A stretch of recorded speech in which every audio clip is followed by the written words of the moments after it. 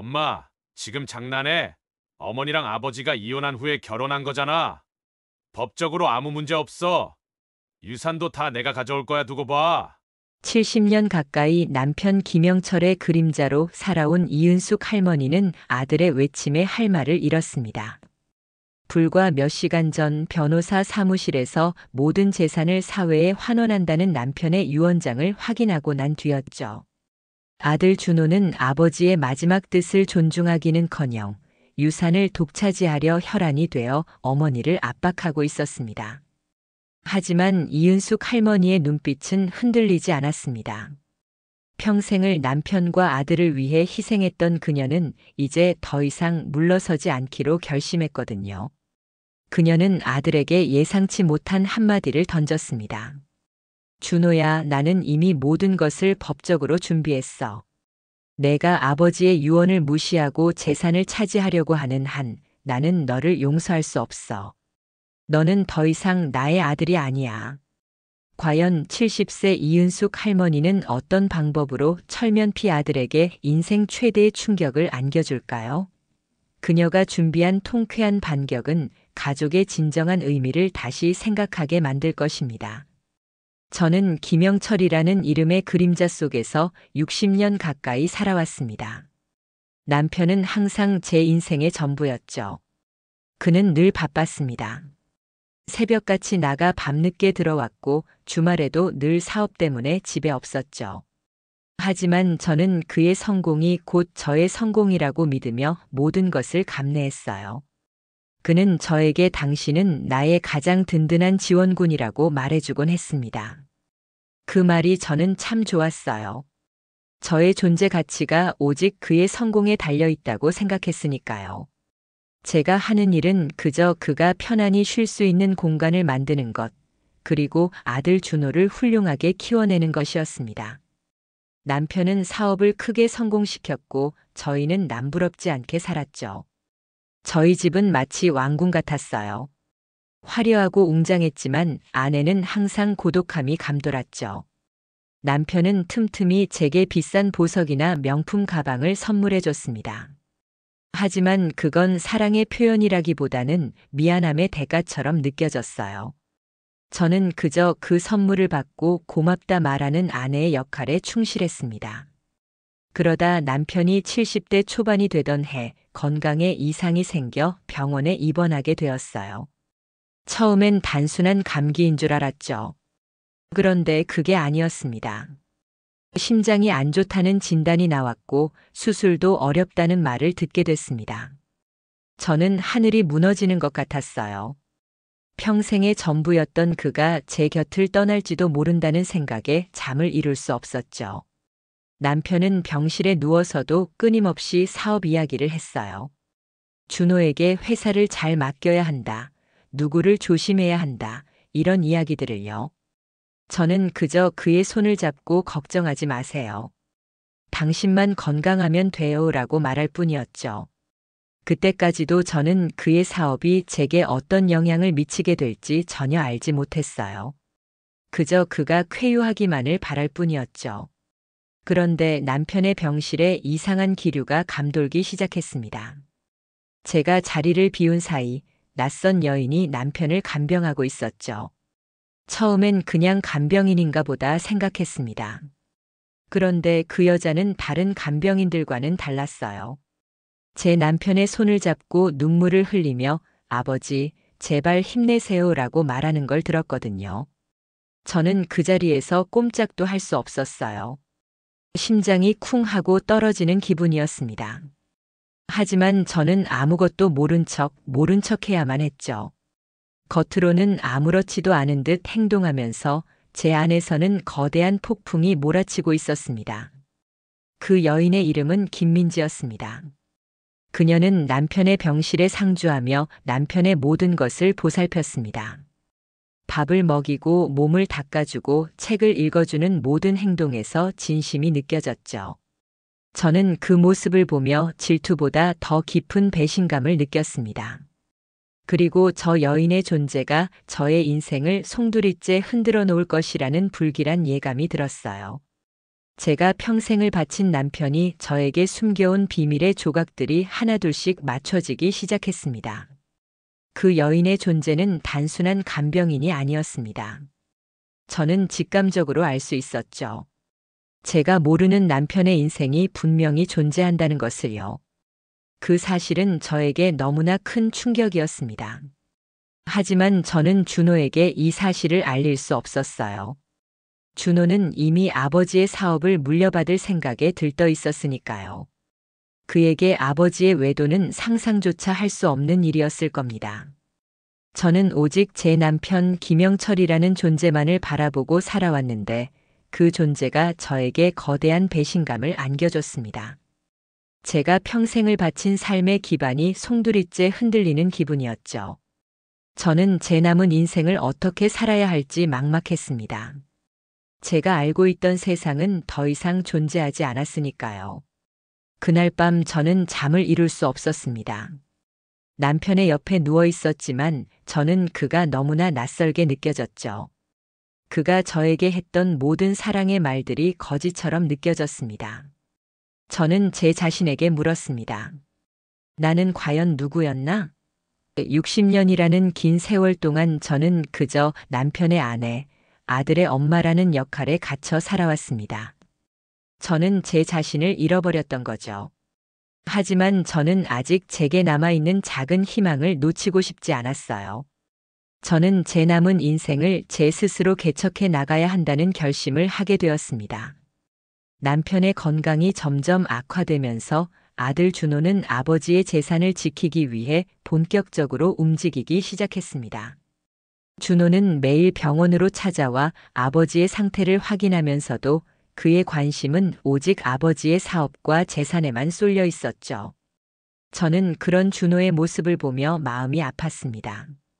제가 아들에게 가르치고 싶었던 것은 돈이 전부가 아니라는 것이었는데 준호는 이미 돈의 노예가 되어버린 것 같았거든요. 어느 날 준호는 저에게 조심스럽게 말했습니다. 엄마, 아버지가 유언장을 작성하셨대. 그런데 그게 좀 이상해. 우리한테는 거의 아무것도 안 남기셨어. 저는 준호의 말에 깜짝 놀랐습니다. 남편은 평생 돈을 벌어왔고 그 돈은 오직 우리 가족을 위한 것이라고 생각했었거든요. 그런데 유언장에 우리 가족이 아닌 다른 사람에게 재산을 남긴다는 내용이 적혀 있었다니 저는 믿을 수가 없었죠. 준호는 제게 유언장의 내용을 보여주며 흥분했습니다. 여기 봐, 엄마. 아버지 사업체 전부랑 부동산 일부를 어떤 자선단체에 기부한대. 그리고 우리한테는 매달 생활비만 준다고 되어 있어. 이게 말이 돼? 준호의 얼굴은 분노로 일그러져 있었고 저는 그 모습을 보며 실망감을 감출 수 없었습니다. 그때 준호는 엄마, 저 간병인 여자 김민지라는 사람 있잖아. 혹시 저 여자랑 아버지랑 무슨 관계인지 알아? 라고 물었습니다. 저는 준호의 질문에 가슴이 철렁 내려앉았어요. 무슨 관계라니? 그냥 간병인이지. 그만하고 아버지나 걱정하자. 저는 애써 태어난 척 대답했습니다. 하지만 준호는 제 대답에 의심을 거두지 않았죠. 아니야, 엄마. 내가 알아봤는데 저 여자 이름이 김민지더라. 김씨야. 그리고 아버지랑 닮았어. 아무래도 수상해. 준호의 말에 저는 아무 말도 할 수 없었습니다. 준호의 눈빛은 이미 모든 것을 알고 있다는 듯 빛나고 있었어요. 그리고 준호는 마침내 폭발했습니다. 저 여자 아버지 숨겨둔 딸이래. 어떻게 이런 일이 있을 수 있어? 엄마는 괜찮아? 아버지가 바람 피워서 낳은 자식을 버젓이 우리 집에 들이고 엄마는 그걸 보고도 아무렇지 않아? 준호는 저에게 소리치며 분노를 쏟아냈습니다. 저는 준호의 말에 아무런 대답도 할 수 없었어요. 그저 눈물을 흘릴 뿐이었죠. 제가 겪은 배신감과 충격이 준호에게까지 전해진 것 같아 마음이 아팠습니다. 하지만 준호는 제 슬픔에는 관심이 없었어요. 그는 오직 아버지의 재산에만 초점을 맞추고 있었죠. 엄마, 우리 이대로 당할 수 없잖아. 아버지 유언장 무효 소송해야 해. 그리고 저 여자한테 한 푼도 못 주게 해야 해. 준호의 말에 저는 정신이 번쩍 들었습니다. 저는 남편이 숨겨둔 딸의 존재를 알게 된 충격과 더불어 아들의 탐욕에 대한 실망감이 교차했습니다. 제가 평생을 바쳐 키운 아들이 결국 이런 사람이었다는 사실이 너무나 슬펐죠. 저는 준호에게 준호야, 돈이 그렇게 중요해? 아버지가 돌아가시기 전에 화목하게 지내는 게 더 중요하지 않겠어? 라고 말했지만 준호는 제 말에 귀를 기울이지 않았습니다. 화목? 아버지 때문에 우리 인생이 엉망이 됐는데 무슨 화목이야. 엄마도 정신 차려. 저 여자한테 재산 다 뺏기고 길바닥에 나앉고 싶어. 준호의 말은 저에게 비수처럼 꽂혔습니다. 저는 제 남편의 유언장이 단순히 재산을 나누는 문제가 아니라는 것을 깨달았습니다. 그것은 남편의 진심을 담은 마지막 메시지였고 저와 준호에게 남긴 마지막 가르침이었죠. 하지만 준호는 그 메시지를 읽지 못했습니다. 그는 오직 돈만을 쫓아 질주하고 있었죠. 저는 더 이상 준호와 대화할 수 없다는 것을 깨달았습니다. 그리고 제 스스로 남편의 유언을 지키고 준호의 탐욕을 막아야 한다는 결심을 하게 되었습니다. 그것이 남편에게 마지막으로 제가 해줄 수 있는 일이라고 생각했죠. 저는 준호에게 준호야, 일단 흥분을 가라앉히고 생각해보자. 아버지가 왜 이런 유언을 남기셨는지 그 이유를 먼저 생각해봐야지. 무턱대고 소송부터 할 건 아니야 라고 말하며 준호를 진정시키려 했습니다. 하지만 준호는 제 말을 무시하고 이미 변호사와 상의를 마쳤다고 말했습니다. 저는 준호의 독단적인 행동에 깊은 절망감을 느꼈습니다. 남편의 병세는 점점 더 깊어졌습니다. 그의 얼굴은 병색이 완연했고 숨을 쉬는 것조차 힘들어 보였죠. 저는 매일 밤 남편의 옆에 앉아 그의 손을 잡고 기도했습니다. 제 기도는 그가 쾌유하는 것이 아니었어요. 그저 남은 시간 동안이라도 그가 평화롭게 지내다 갈 수 있기를 바랄 뿐이었죠. 어느 날 남편이 저를 조용히 불렀습니다. 그의 목소리는 거의 들리지 않을 정도로 작았지만 저는 그의 말을 한 글자도 놓치지 않고 들었습니다. 은수가 미안하다. 정말 미안하다. 남편의 눈가에는 눈물이 고여 있었고 저는 그의 미안하다는 말에 가슴이 찢어지는 듯 아팠습니다. 남편은 내가 평생 당신을 외롭게 했지. 당신에게 나는 그저 돈 벌어오는 기계였을 뿐이었고 라고 말하며 자신의 과거를 후회했습니다. 저는 그에게 괜찮다고 이미 다 용서했다고 말해줬습니다. 하지만 남편의 고백은 여기서 멈추지 않았죠. 그는 민지는 내 첫사랑이었던 여인과의 사이에서 태어난 딸이다. 그녀가 병에 걸려 세상을 떠나고 나는 혼자 민지를 키울 자신이 없었다. 그래서 외면했지. 나는 못난 아버지였다. 평생 민지에게 죄책감을 가지고 살았다. 이제라도 민지에게 좋은 아버지가 되어주고 싶었다. 그래서 민지를 여기로 부른 거야라고 말하며 자신의 비밀을 모두 털어놓았습니다. 남편의 고백에 저는 복잡한 감정에 휩싸였습니다. 배신감, 서운함, 그리고 안쓰러움까지. 모든 감정이 뒤섞여 저를 괴롭혔죠. 하지만 남편의 눈에서 흐르는 진심 어린 눈물을 보고 저는 그를 용서하기로 했습니다. 제가 평생 사랑했던 그 남자가 마지막 순간에나마 진실을 고백하는 용기를 낸 것을 저는 존중하고 싶었죠. 남편은 제게 유언장 봉투를 건네주며 말했습니다. 이 유언장, 준호에게는 비밀로 해다오. 준호는 아직 돈의 가치를 제대로 알지 못한다. 평생 돈만 좇으며 살다가 결국 불행해질 거야. 이 유언장은 그런 준호를 위한 내 마지막 가르침이다. 남편은 유언장에 모든 재산을 사회에 환원하고 은숙과 준호에게는 최소한의 생활비만 남긴다고 적어 놓았습니다. 남편은 은수가 당신도 이제 당신의 삶을 살아. 나를 위해 희생하지 말고 당신의 행복을 찾아라고 말하며 제 손을 잡았습니다. 남편의 손은 차가웠지만 그에게서 느껴지는 진심은 그 어느 때보다 뜨거웠습니다. 저는 남편의 유언을 지키기로 결심했습니다. 그것이 제가 남편을 진심으로 용서하고 그와 화해하는 유일한 방법이라고 생각했죠. 그리고 준호의 탐욕을 막는 길이라고도 믿었습니다. 준호는 아버지가 돌아가실 때까지도 돈 이야기만 했습니다. 아버지, 혹시 재산 정리하셨어요? 유언장은요? 그는 아버지의 마지막을 슬퍼하기보다는 아버지의 재산을 어떻게든 손에 넣으려고 안달이 나 있었죠. 그런 준호의 모습을 보며 저는 큰 실망감을 느꼈습니다. 제가 평생을 바쳐 키운 아들이 아버지의 죽음 앞에서도 돈만을 생각하는 모습이 너무나 슬펐습니다. 남편은 마지막 순간까지도 준호를 걱정하며 눈을 감았어요. 저는 남편의 유언장을 품에 안고 준호의 탐욕을 막기 위한 싸움을 시작하기로 마음먹었습니다. 남편의 유언은 저에게 새로운 삶의 시작을 알리는 신호탄이었습니다. 저는 더 이상 남편의 그림자 속에서 살지 않겠다고 다짐했습니다. 저의 남은 인생은 저만을 위한 것이라고 말이죠. 그리고 그 길에 민지가 함께 해줄 것이라고 믿었습니다.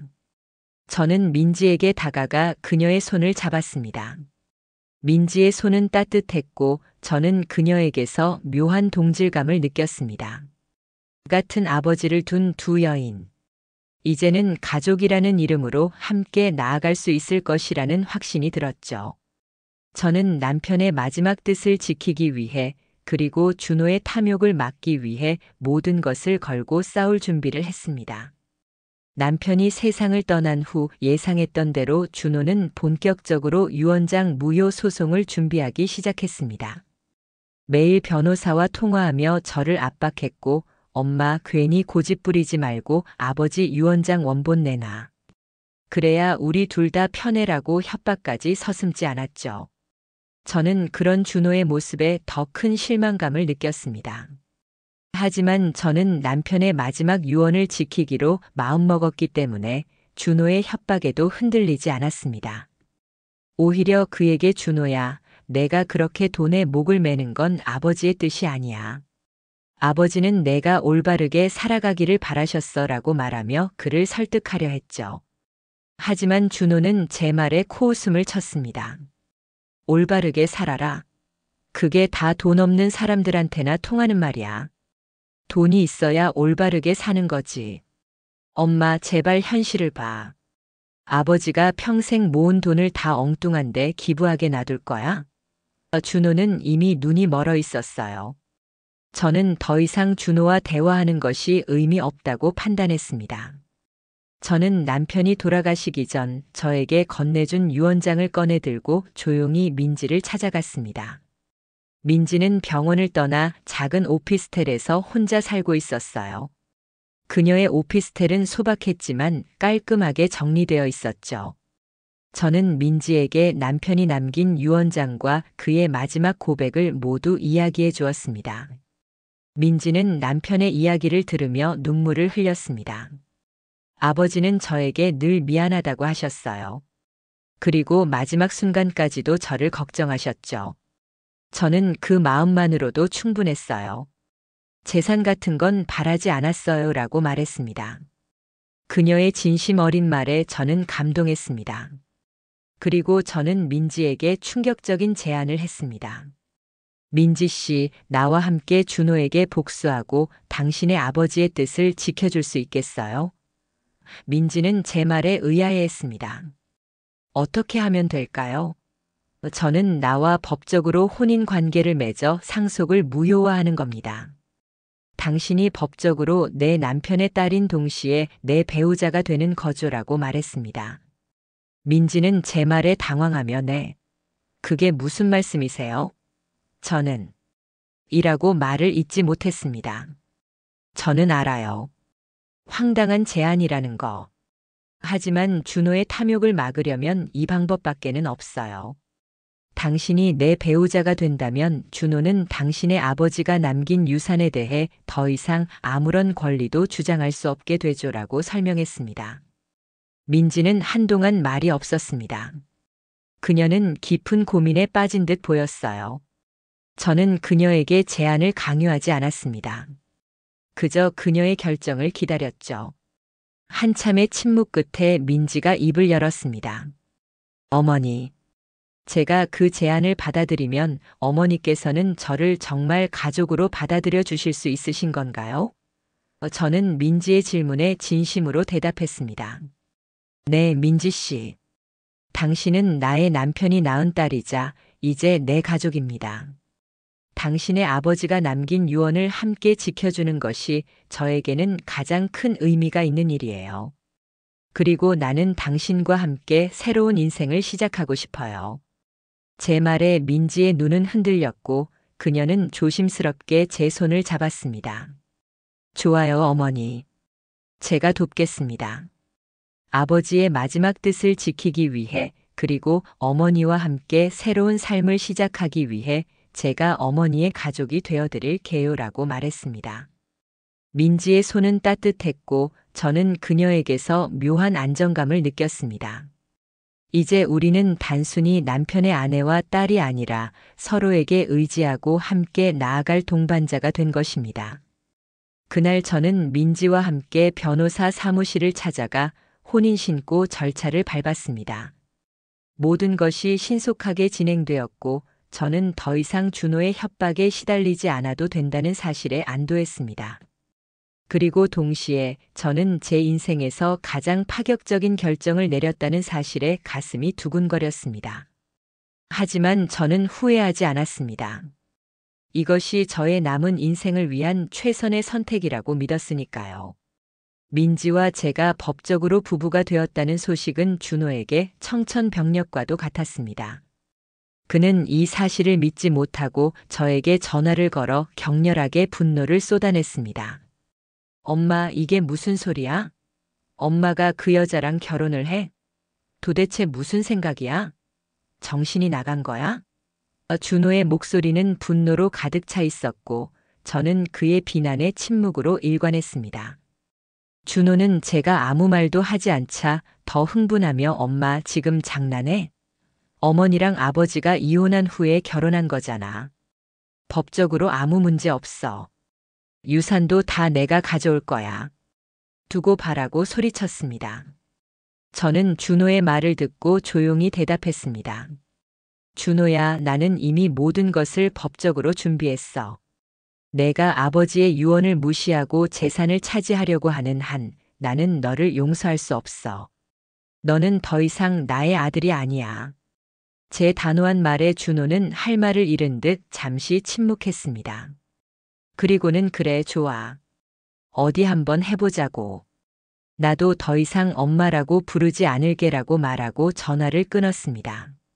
저는 준호의 차가운 말에 가슴이 찢어지는 듯 아팠지만 후회하지는 않았습니다.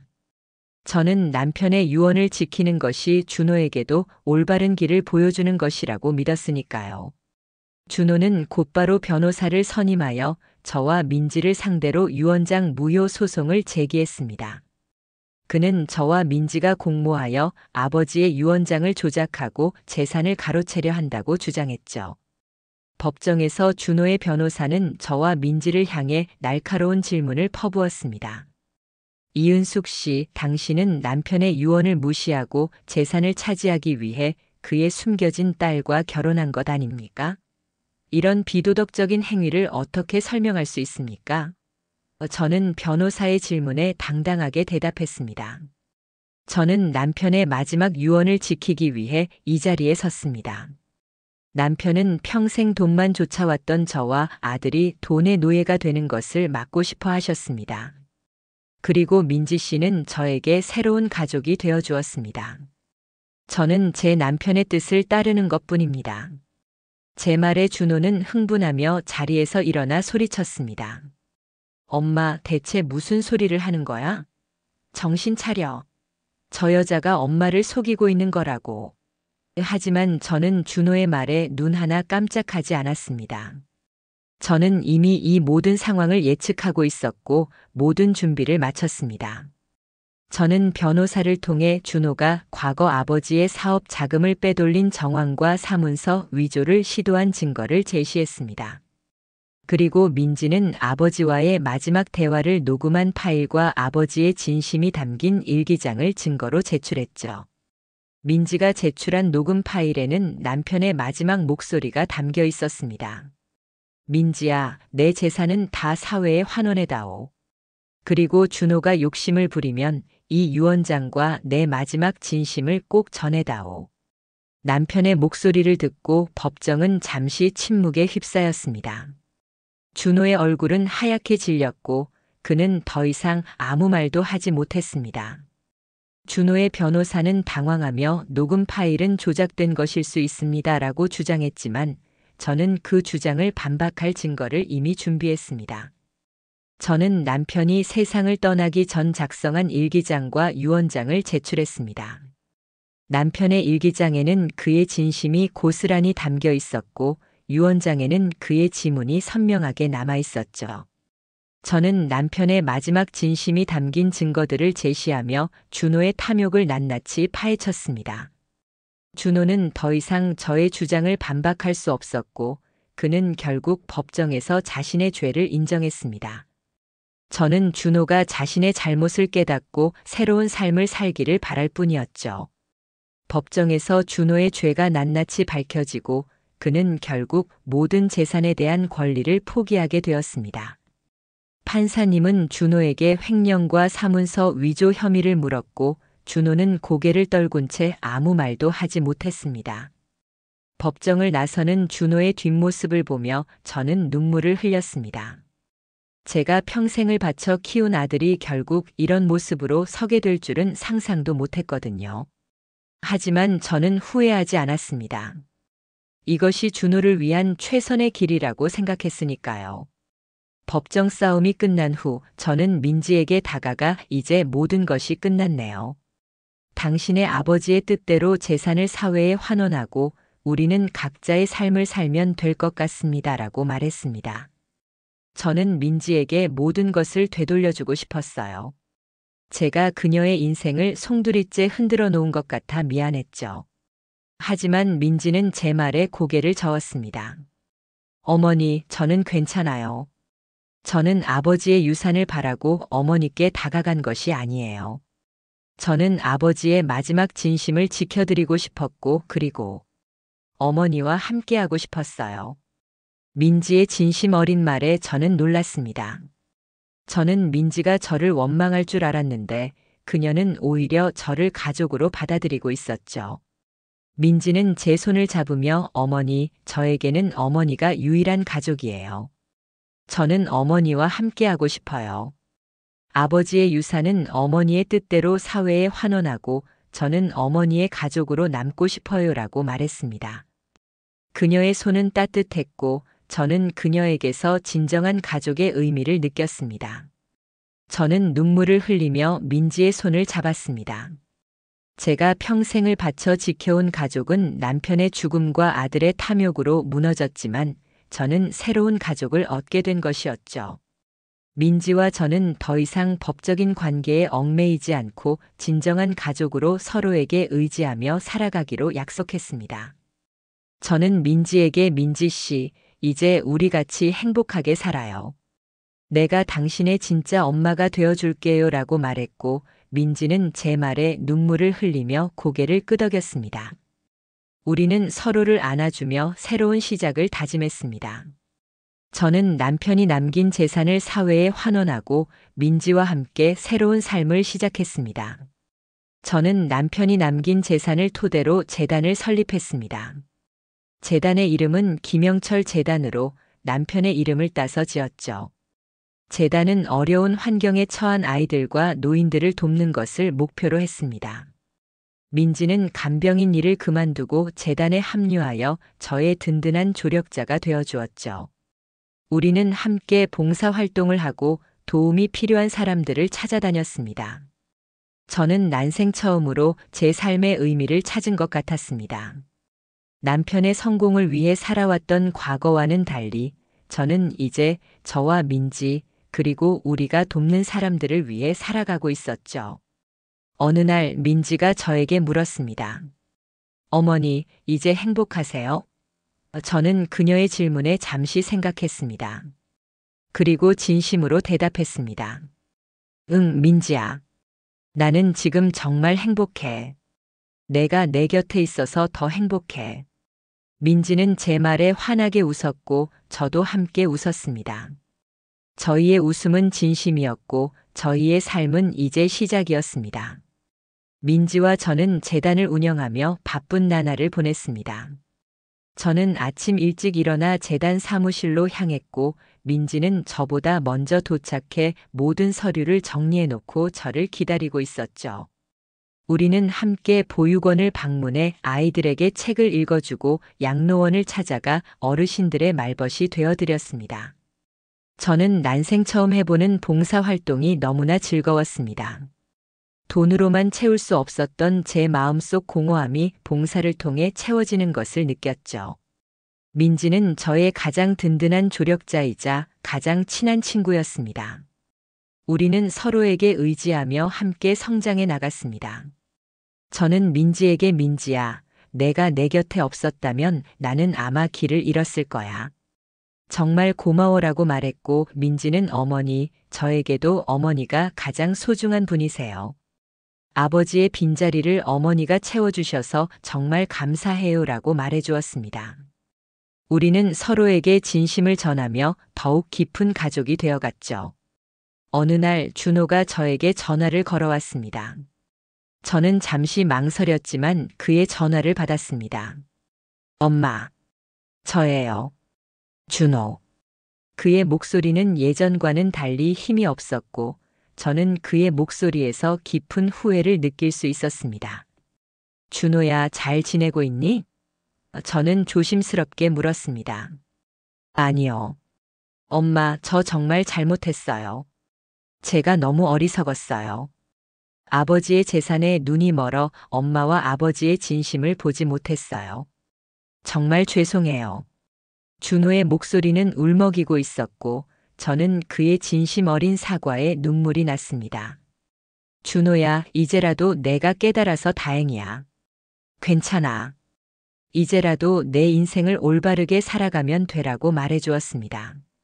준호는 제 말에 흐느껴 울었고 저는 그를 위로해 주었습니다. 준호는 엄마, 저 재단에서 봉사활동이라도 할 수 있을까요? 제가 잘못을 만회할 수 있도록 기회를 주세요라고 말했습니다. 저는 준호의 제안에 잠시 생각했습니다. 그리고 준호야, 내가 진심으로 원한다면 언제든지 와. 재단은 너에게 항상 열려 있어라고 말해주었죠. 준호는 제 말에 기뻐하며 전화를 끊었고 저는 준호가 이제라도 올바른 길을 찾아가는 것 같아 마음이 놓였습니다. 민지도 준호의 소식을 듣고 기뻐했습니다. 어머니, 정말 다행이에요. 준호 오빠도 이제야 자신의 길을 찾은 것 같아요라고 말했죠. 저는 민지의 따뜻한 마음에 다시 한번 감동했습니다. 우리는 이제 진짜 가족이 된 것 같았죠. 모든 오해와 갈등을 풀고 서로를 진심으로 이해하고 사랑하는 가족이 된 것입니다. 저희의 이야기는 주변 사람들에게도 큰 귀감이 되었습니다. 많은 사람들이 저희의 이야기를 듣고 감동했고 저희 재단에 후원을 하거나 봉사활동을 하겠다고 나서는 사람들도 늘어났죠. 저희는 더 많은 사람들에게 사랑을 나누고 행복을 전하기 위해 노력했습니다. 저는 남편이 남긴 유산이 단순히 돈이 아니라 저희 가족에게 진정한 행복을 가르쳐 주기 위한 소중한 선물이었다는 것을 깨달았습니다. 그리고 민지는 제게 그 선물을 전달해 준 천사 같은 존재였죠. 저는 민지에게 정말 감사했습니다. 저는 남편의 유언을 지키고 아들의 탐욕을 막아냈으며 새로운 가족을 얻었습니다. 제 삶은 남편이 떠난 후 완전히 새로운 국면을 맞이하게 되었죠. 과거에 저는 오직 남편의 그림자 속에서 살아가던 사람이었습니다. 제 이름보다는 김영철의 아내라는 호칭이 더 익숙했죠. 하지만 이제 저는 이은숙이라는 제 이름으로 살아가고 있습니다. 저의 삶은 봉사와 나눔으로 가득 차 있었고 제 곁에는 항상 민지가 있었죠. 민지는 저에게 없어서는 안 될 소중한 존재가 되었습니다. 우리는 함께 재단 일을 하면서도 서로의 삶을 존중해 주었습니다. 민지는 저에게 어머니, 이제는 어머니의 삶을 사세요. 어머니가 하고 싶었던 일이 있다면 제가 도와드릴게요라고 말해주었고, 저는 민지의 응원에 힘입어 새로운 도전을 시작했습니다. 저는 평소에 배우고 싶었던 그림을 배우기 시작했습니다. 처음에는 붓을 잡는 것조차 어색했지만 민지의 격려와 함께 저는 조금씩 그림에 재미를 붙여나갔죠. 제가 그린 그림들은 재단 사무실 벽에 걸렸고 사람들은 제 그림을 보며 따뜻함을 느꼈다고 말해주었습니다. 저는 그림을 통해 제 마음속에 쌓여있던 응어리들을 풀어낼 수 있었습니다. 제가 겪었던 아픔과 슬픔 그리고 새로운 삶의 희망을 그림에 담아냈죠. 그림은 저에게 또 다른 삶의 의미를 선물해 주었습니다. 어느 날 민지가 저에게 조심스럽게 말했습니다. 어머니, 저 이제 정말 결혼하고 싶어요. 사랑하는 사람이 생겼어요. 저는 민지의 말에 깜짝 놀랐습니다. 저는 민지가 저와 평생 함께 살아갈 것이라고 막연하게 생각하고 있었는데 그녀에게 사랑하는 사람이 생겼다니 기쁘면서도 한편으로는 섭섭한 마음이 들었습니다. 하지만 저는 민지의 행복을 진심으로 바랐습니다. 민지야, 축하해. 좋은 사람이라면 언제든지 데려와. 내가 너의 결혼을 누구보다 축복해 줄게라고 말해 주었습니다. 민지는 제 말에 환하게 웃었고 저는 그녀의 행복한 웃음을 보며 안도했습니다. 민지는 결혼 후에도 재단 일을 계속하기로 했고 저와 함께 봉사 활동을 이어가기로 했습니다. 저는 민지의 결혼식에서 민지의 손을 잡고 입장했습니다. 민지의 결혼식은 소박했지만 그 어떤 결혼식보다 아름다웠죠. 민지는 행복하게 웃었고 저는 그런 민지를 보며 눈물을 흘렸습니다. 제 곁에는 준호와 민지가 함께 있었고 우리는 진정한 가족이 되었습니다. 준호는 봉사활동을 하며 자신의 잘못을 뉘우치고 있었고 민지는 자신의 행복을 찾아갔죠. 그리고 저는 제 인생의 새로운 의미를 찾았습니다. 저희의 이야기는 여기서 끝이 아닙니다. 앞으로도 저희는 서로에게 힘이 되어주고 사랑을 나누며 살아갈 것입니다. 이 이야기는 저에게 진정한 가족의 의미를 깨닫게 해준 소중한 경험이었습니다. 그리고 여러분도 여러분만의 가족의 의미를 찾아가시길 바랍니다. 감사합니다. 오늘 이야기가 좋으셨다면 구독과 좋아요 잊지 마시고 소중한 댓글 하나가 정말 큰 힘이 됩니다. 시청해 주셔서 진심으로 감사드립니다.